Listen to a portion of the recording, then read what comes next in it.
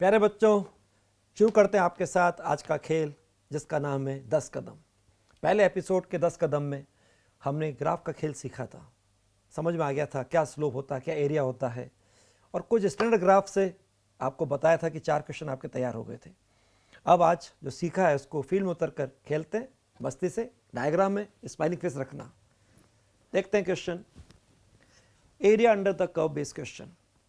बस क्वेश्चन में जब भी कुछ पढ़ो वो बोले as shown in figure, as shown in diagram, उसके आगे मत पढ़ना, सीधे डायग्राम पर, ग्राफ पर, जो भी उसके पास पहुंच जाना। For the given cycle the work done during isobaric process S. दिख रहा है, नहीं बोला लेकिन डायग्राम दिख रहा है। प्रेशर, वॉल्यूम दिख रहा है, न्यूटन पर metre square metre cube. Work done पूछा जाए, आइसोबैरिक प्रोसेस, आंसर जूल में जाएगा। कौन सा आइसोबैरिक? A to be. क्या हो गया? PDV, a delta difference 2, this is 3, 3 टू जा 6। इसका मतलब 0 तो होगा नहीं और इंटीजर में 6 शुरू में होना चाहिए। काय को सॉल्व करूं? सीधे देखूं 400 फाइनल 600 जूल। काय को करें कैलकुलेशन? स्मार्टनेस से बढ़ना चाहिए। अच्छा एक बात सोचो, अगर यहाँ पे पूरा साइक्लिक प्रोसेस का वर्क डन पूछते तो इसका तो आइसोकोरिक 0, इसका हो गया प्लस 600। जरा इसका देखें तो ये माइनस तो होगा ही। ये क्या बन रहा है? ट्रेपेजियम बन रहा है, और ट्रेपेजियम के लिए कितना है? 1। ये कितना है? 3। 1 प्लस 3/2, 2 इंटू डिफरेंस कितना है? 2, 2 इंटू 2 4, यानी कि -400 प्लस 600, कुल कितना हो गया? प्लस 200। आप इसको ऐसे भी कह सकते हो, अगर मैं बोलूं कि ये पॉजिटिव वर्क, ये 0 वर्क, ये माइनस वर्क, इसकी वैल्यू 600 जूल, इसकी वैल्यू -400 जूल, तो साइक्लिक प्रोसेस का अगर वर्क डन बोले तो प्लस 200 जूल आ गया। और कभी भी आपका क्वेश्चन आ जाए, एक सिंपल तरीका बता रहा हूँ ट्रिक का। साइक्लिक प्रोसेस घुमा के तो क्लॉकवाइज घूम रहा है, अगर क्लॉकवाइज नेचर का साइक्लिक तो पॉजिटिव वर्क, ऑप्शन में देखना। अगर एंटी क्लॉकवाइज नेचर का तो नेगेटिव वर्क। लेकिन चेक कर लेना प्रेशर वॉल्यूम एक्सिस को, वॉल्यूम एक्सिस एक्स पे होनी चाहिए और प्रेशर वाई पे होना चाहिए। रिवर्स हो जाए तो उल्टा हो जाएगा, ध्यान रखना, रटना मत, सावधानी से चलना, इसकी जरूरत नहीं अपने को। अगला question, the force F acting on A particle of mass m is indicate by the force time graph shown below. चले गए साहब, आगे बढ़ने ही नहीं पढ़ने के लिए। FT ग्राफ का एरिया हमको मालूम है, क्या बताता है? Change in momentum. वो किस इंटरवल पूछता है, जरा देखते हैं। आपने सोचा change momentum, the change momentum वही लिख दिया इसने, of the particle over the time interval from 0 to 8 second, यानी 0 to 8 सेकेंड में हमको निकालना है चेंज मोमेंटम। एरिया कैलकुलेट कर लें। ये 2 है, ये 6 है, right angle triangle 1/2 into 2 into 6, 2 cancel, plus 6, दोनों का डिफरेंस 2, 2 3 जा, यहाँ पे -6, और यहाँ देखें डिफरेंस कितना? 3, ये डिफरेंस कितना? सॉरी 4, ये कितना? 3, 4 3 जा 12। तो यूँ कह सकते हो this is +6, this is -6, this is +12। किस इंटरवल पूछा है? जिसमें पूछा जाए 2 में 6, इसमें -6, इन दोनों में 0, 0 से 4 में। हमसे पूछा 0 से 8, यानी कि 0 से 8 पूरा जोड़ दीजिए, +6 -6 कैंसिल, यानी कि 12। तो जितना पूछ सकते हैं अपन ने करा, और अपना जो क्वेश्चन था उसका जवाब आ गया 12 न्यूटन सेकेंड। खत्म। कॉन्फिडेंस से टिक करके आगे बढ़ जाइए। ये तो सॉल्यूशन दिखा दिया। अगला question, an object of mass 500 gram KG में कन्वर्ट करना, ध्यान रखना। Initially at rest, acted upon by variable force whose x component varies with x in as manner shown। आगे नहीं बढ़ना, पहुंच गए यहाँ पर। अच्छा, fx में ग्राफ है, ग्राफ के एरिया तो बहुत सिंपल दिख रहे हैं। अब जरा देखें, fx का एक ग्राफ है और हमको मालूम है fx का ग्राफ एरिया क्या बताएगा? Work done. और जैसे आप वर्क डन, मन में आएगा वर्क एनर्जी थ्योरम, लास्ट मैंने कहा था एपिसोड में। अब देखते हैं, स्टार्ट फ्रॉम रेस्ट, यानी इनिशियली काइनेटिक एनर्जी 0। क्या पूछा है? The velocity of particle at x equal to 8 and 12 respectively. 8 and 12, 8 का मतलब यहां तक का एरिया, पूरा एरिया जुड़ रहा है, पॉजिटिव है। उसके बाद एरिया 8 to 10 में नेगेटिव हो गया, और 10 to 12 फिर पॉजिटिव हो गया। तो अगर मैं 8 के लिए पूछूं तो यहां तक का एरिया, और 12 का पूछूं तो पूरा 0 से लेकर 12 तक का एरिया। मुझे दिख रहा है इसके अंदर कि ये दो एरिया, ये 3 है डिफरेंस, ये 2 है डिफरेंस, यहाँ भी 10 है, यहाँ भी 10 है, ये 3 इंटू 10 30 हुआ, ये 2 इंटू 10 20 हुआ, ये है 30, ये है 20, और जरा ये भी देख लें कितना हुआ, ये हमारा 5 है और ये हमारा 20 है, तो 5 इंटू 20 100, ये सब तो हो गए प्लस आराम से कैलकुलेशन के लिए। अब अगर मैं 8 तक बोलता हूं तो ये हो गया 130, लेकिन अगर मैं 12 तक जाता हूं तो मुझे ये भी कैलकुलेट करना होगा, और ये मैं अगर देख रहा हूं तो मेरे पास में 2 कॉम्बिनेशन, एक रेक्टेंगल है, एक राइट एंगल ट्राइंगल है, या कह दीजिए इस समय जो भी ट्राइंगल है, यहां पर ये तो हो गया 22.5 इंटू 2 माइनस 45, और ये हो गया 1/2 2.5 इंटू, ये वापस 2.5 से कैंसिल हो गया, तो ये हो गया 2.5।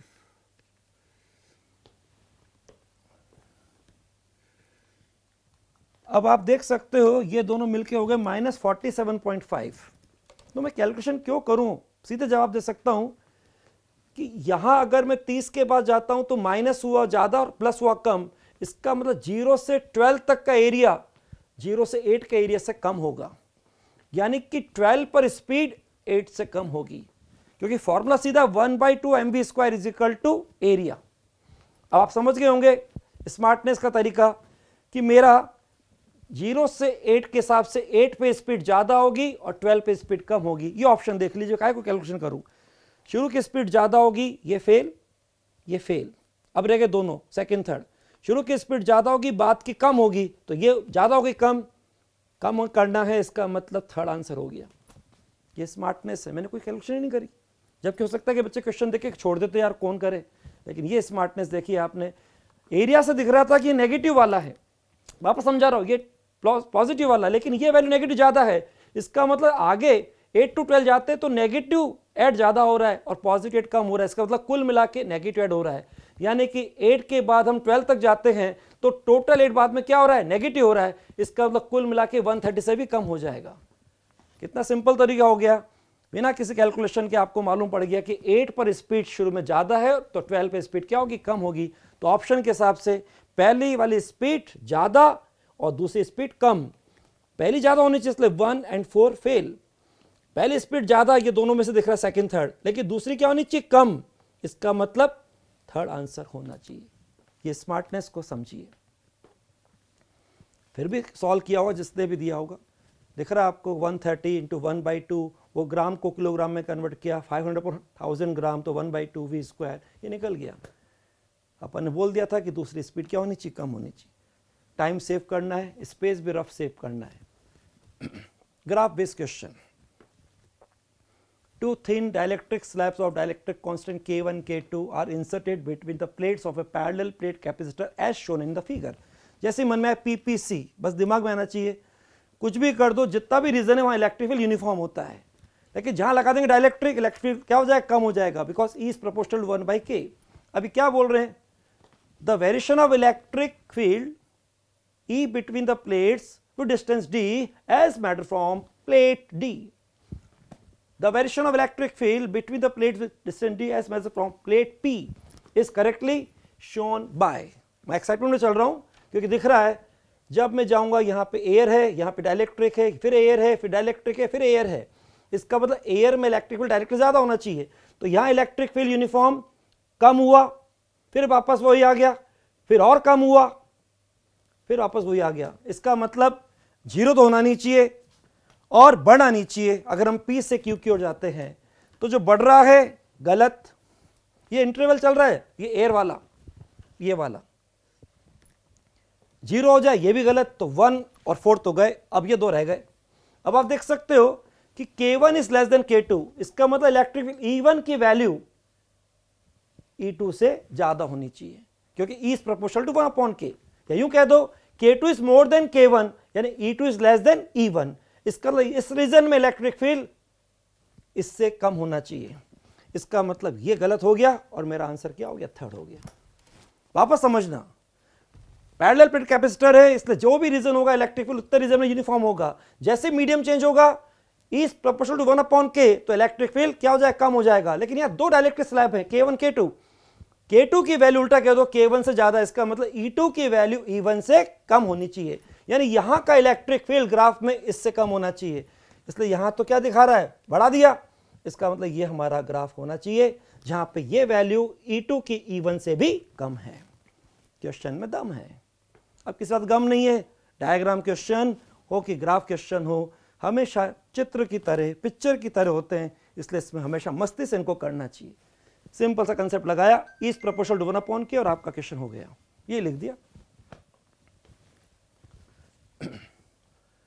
नेक्स्ट लेते question, a battery consist of variable number n of identical cells having resistance internal R which are connected in series.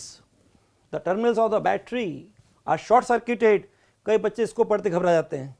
And the current I is measured. Short circuit का मतलब क्या, जो भी रेजिस्टेंस एक्सटर्नल है वो short हो जाएगा, काम का नहीं रहेगा। Which of the graph shows the correct relationship between I and N। आप समझ गए होंगे, जब नॉर्मली हम बोलते हैं रेजिस्टेंस अगर होता तो external plus internal R plus NR होता, लेकिन R क्या हो गया, 0 हो गया, तो कुल रेजिस्टेंस क्या हो गया, NR रह गया। कुल EMF कितना हो गया, NE हो गया। तो करंट क्या हो जाएगी, सीधे बोल दोगे total EMF NE, total resistance R तो हो गया कैपिटल 0, ये करंट E बाई R। इसका मतलब ये करंट N से फ्री हो गई, ये कहते हैं N की पावर 0, करंट N पे डिपेंड नहीं करेगी, इसका आंसर फर्स्ट हो गया। वापस समझना, ये बड़ा इंपॉर्टेंट, इसको आपने नहीं पढ़ा तो आप गलती कर सकते हो। शॉर्ट सर्किट का मतलब जो रेजिस्टेंस एक्सटर्नल है वो क्या हो जाता है, 0 हो जाता है। कभी लोड रेजिस्टेंस को शॉर्ट सर्किट करते हैं तो RL 0 हो जाता है। या नॉर्मली अपन कहते हैं करंट क्या होती है, total EMF upon R external plus R internal. Internal आपका NR हो गया। मैं हल्का सा रिकॉल कर रहा हूँ ताकि ध्यान आ जाए, ये इस समय शॉर्ट सर्किट में क्या हो जाएगा, 0 हो जाएगा, तो NE अपॉन NR हो जाएगा, N से N कैंसिल हो जाएगा। इसका सॉल्यूशन मतलब जरूरत ही नहीं, समझ में आ गया आपको, N से फ्री है। अगला question, the circuit represent a full wave bridge rectifier when switch as is open, the output voltage V0 pattern across RL when S is closed. देख रहे हैं हम इस डायग्राम में, फुल वेव रेक्टिफायर है, ब्रिज फुल वेव रेक्टिफायर है। Generally हम देखते हैं कि ये नहीं होता है, पता नहीं क्या लगा रखा है, और एकदम दिमाग में आता है वो वेव पैटर्न, तो ये नहीं हो सकता, ये नहीं हो सकता, जल्दी में कोई ये टिक कर सकता है, लेकिन ये कुछ लगा हुआ है, इसका इसका कोई रोल है, तो आंसर तो ये होना चाहिए, पक्की बात है। अब क्यों हो रहा है, तो जरा समझे कंसेप्ट। आपको मालूम है यहाँ पे साइकिल चलेगा, positive half cycle, negative half cycle. जैसे हमने क्या, पॉजिटिव हाफ साइकिल, ये प्लस मानो, ये माइनस मानो, तो आराम से normally fridge full wave rectifier के साथ 2 डायोड सीरीज में होकर आउटपुट दे देंगे। हम देख सकते हैं हो जाएंगे आपके, ये फॉरवर्ड वाइस हो गया, इधर ये माइनस हुआ, तो ये हो गया फॉरवर्ड वाइस। इसका मतलब D1 और D3 के थ्रू RL के अक्रॉस आउटपुट मिल जाएगा पॉजिटिव हाफ साइकिल में। अब देखते हैं नेगेटिव हाफ साइकिल, जैसे वो नेगेटिव, यहाँ हो जाएगा नेगेटिव, यहाँ हो जाएगा पॉजिटिव, यहाँ नेगेटिव, यहाँ पॉजिटिव, यहाँ नेगेटिव, यहाँ नेगेटिव, तो ये हो जाएगा फॉरवर्ड बायस।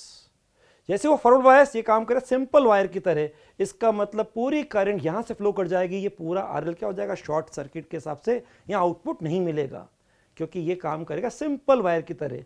तो इसके नेगेटिव हाफ साइकिल में ये सिंपल वायर की तरह, 0 रेजिस्टेंस वायर की तरह काम करेगा, इसलिए ये RL शॉर्ट सर्किट हो जाएगा और कोई आउटपुट RL के अक्रॉस नहीं मिलेगा, पूरी करंट D डायोड से फ्लो हो जाएगी।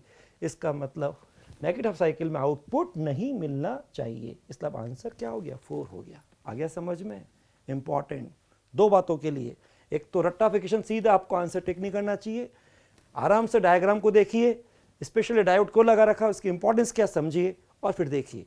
और अगर आप नहीं समझ पाते तो भी आपको मालूम ये तो नहीं हो सकता, तो भी आपका आंसर क्या होगा ये, इसलिए क्वेश्चन भी नहीं छोड़ना चाहिए, क्योंकि आप 2 ऑप्शन पहले एलिमिनेट कर चुके हो।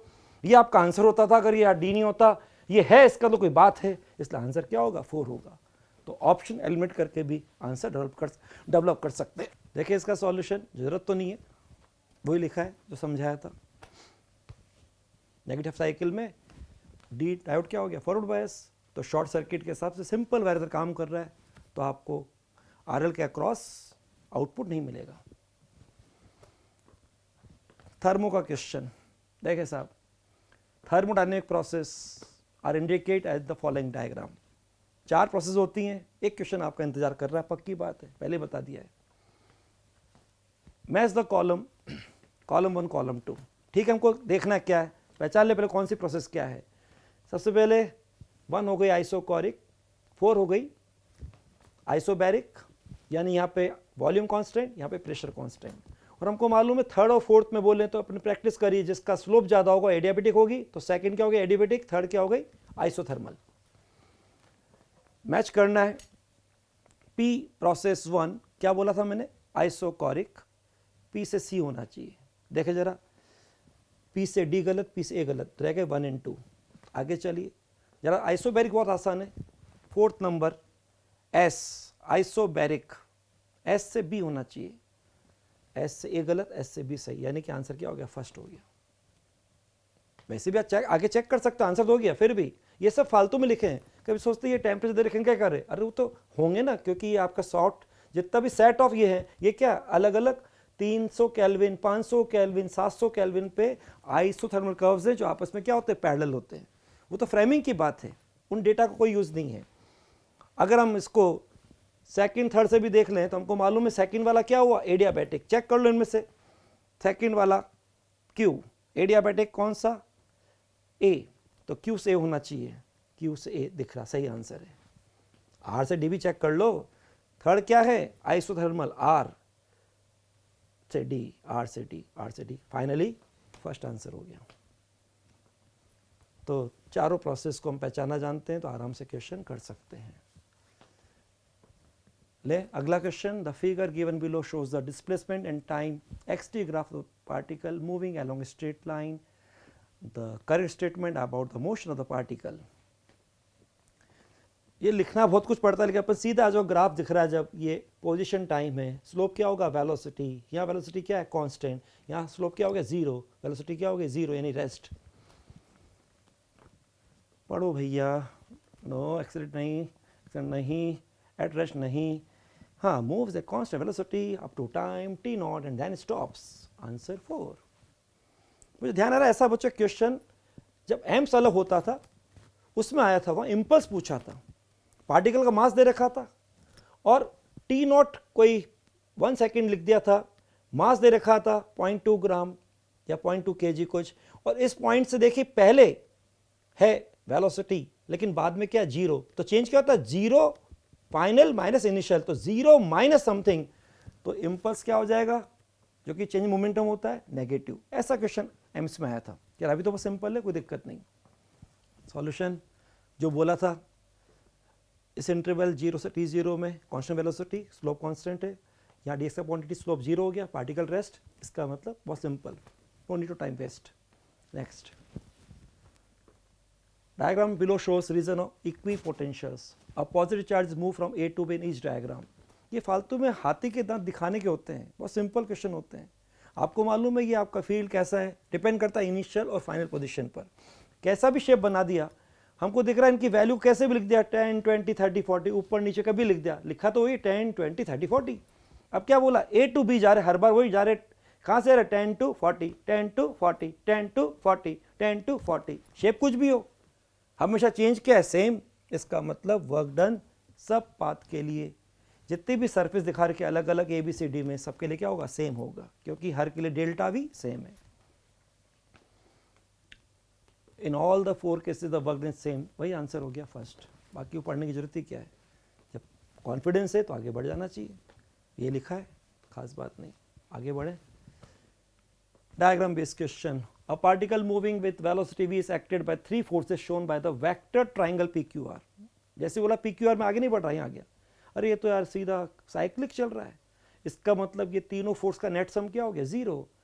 जब नेट सम जीरो हो गया तो फोर्स जीरो, यानी कि एक्सेलरेशन जीरो, यानी कि velocity constant, the velocity of particle is remains constant. क्या होता है बच्चों, कई बार ऐसा डायग्राम देख के आपको डराया जाता है, आप बेसिक चीज पे चलो। छोटी सी बात थी, साइक्लिक के हिसाब से नेट वेक्टर सम क्या हो गया फोर्स का जीरो, यानी कि एक्सेलरेशन जीरो, यानी वेलोसिटी कांस्टेंट। ओह क्या बात है, एक लाइन का जवाब। Next, the radius of circle, the period of revolution, initial position and sense of revolutions are indicate in the figure. ये ऐसे वर्ड घुमाने के लिखे जाते हैं, लेकिन आपको मालूम है पूछ क्या रहा है, दिखा क्या रहा है, लेकिन याद आ रहा है जब किसी पार्टिकल को ऐसे हम रेडियस वेक्टर के हिसाब से रोटेट करते हैं तो एसएचएम कंसेप्ट यहीं से आता है। तो इनडायरेक्टली घुमाकर ये क्वेश्चन एसएचएम का है। और आप देख रहे हो ऑप्शन में भी यहाँ पे कॉस या साइन फंक्शन दिख रहे हैं जो रिप्रेजेंट करते हैं एसएचएम को। क्या पूछा है? Y projection of the radius vector of rotating particle. आ रहा होगा याद from the introduction of SHM. Radius vector O Y direction में घूमा, जरा समझें, जैसे घूमा, मान लो t इक्वल टू 0 से ये किसी टाइम t पर यहाँ पे आ गया, ये एंगल इसने बनाया ओमेगा t, इसका प्रोजेक्शन y एक्सिस पर ये, इसका मतलब पहली बात तो ये कॉस आएगा और पॉजिटिव आएगा, कॉस और पॉजिटिव। तो पहली बात कॉस और positive, negative cancel, sine cancel. अब रह गए 3 और 4। ये स्मार्टनेस तरीका सीखो बच्चों, मैंने 2 ऑप्शन फेल कर दिए, नेगेटिव भी फेल और साइन भी फेल। अब कॉस के अंदर देखें तो व्हाट इज टाइम पीरियड दे रखा है 4 सेकेंड लिखा हुआ है, तो ओमेगा क्या होता है 2 pi upon T, 2 pi by 4 that is pi by 2। इसका मतलब कॉस में आएगा pi by 2, pi by 2, 3 pi by 2, answer क्या हो गया 4। वापस समझना, क्वेश्चन ने जैसे ही बोला मुझे लग गया कि वो रेडियस वेक्टर के हिसाब से पार्टिकल रोटेट कर रहा है, इस पर रिवॉल्व कर रहा है, यूं कह दीजिए। इसका मतलब ये हमारे एसएचएम का फंडामेंटल कंसेप्ट को डेवलप कर रहा है और वहां पे कॉस साइन फंक्शन आने चाहिए। जब इसने पूछा वाई प्रोजेक्शन तो मैंने एंगल घुमा के जैसे देखा वाई प्रोजेक्शन में ये क्या आएगा, जब ये एंगल आपका इसके साथ बना हुआ है, जिससे एंगल बनता है उसमें क्या आता है कॉस कंपोनेंट, तो कॉस आना चाहिए, और ऊपर आ रहा है तो पॉजिटिव आना चाहिए। इसलिए दोनों ऑप्शन फर्स्ट और सेकंड फेल हो गए, साइन नहीं आएगा और माइनस साइन भी नहीं आएगा, ना साइन फंक्शन आएगा ना चिन्ह माइनस नेगेटिव आएगा। अब रह गए 2, थर्ड एंड फोर्थ। मैं देख रहा हूं कि इसके अंदर 2 पाई अपॉन टी के हिसाब से पाई बाई 2 बन रहा है, इसलिए यहाँ 3 पाई बाई 2 जबकि यहाँ पाई बाई 2, तो मैं क्या को सॉल्व करके निकालूँ सीधे। मैं यूँ कह सकता हूँ ये प्रोजेक्शन हमारे एक तरह से y is equal to a cos omega t इस फॉर्म में लिखा जाएगा। और आप देख रहे हैं ए इसका एम्पलीट्यूड जो दिख रहा है 3 और ओमेगा में दिख रहा है पाई बाई 2। देखें जरा, आंसर तो हो गया अपने हिसाब से बिल्कुल 4, कंफर्म है, स्कोर पॉजिटिव है और ये जवाब। तो बच्चों आज का सेशन 10 कदम यहीं विराम देते हैं। और आज आपने ग्राफ के हिसाब से, डायग्राम के हिसाब से अपने 2 एपिसोड के अंदर ये बिल्कुल तय कर लो 10 क्वेश्चन आपका पूरा स्कोर के लिए तैयार हो चुका है। और जाते जाते आज का गुरु मंत्र, अब हम क्योंकि डायग्राम से हमको पिक्चर को देखने में खुशी होती है ना, तो आज का गुरु मंत्र यही है, हमेशा खुश रहेंगे, ना कभी निराश होंगे ना कभी परेशान होंगे, और अपने लिए हमेशा पॉजिटिव बोलेंगे, पॉजिटिव सुनेंगे, पॉजिटिव कहेंगे, पॉजिटिव सोचेंगे, हमेशा रहेंगे पॉजिटिव। और इंसान को हमेशा रहना चाहिए पॉजिटिव, तभी वो आगे बढ़ सकता है और मुस्कान से कुछ भी कर सकता है। All the best.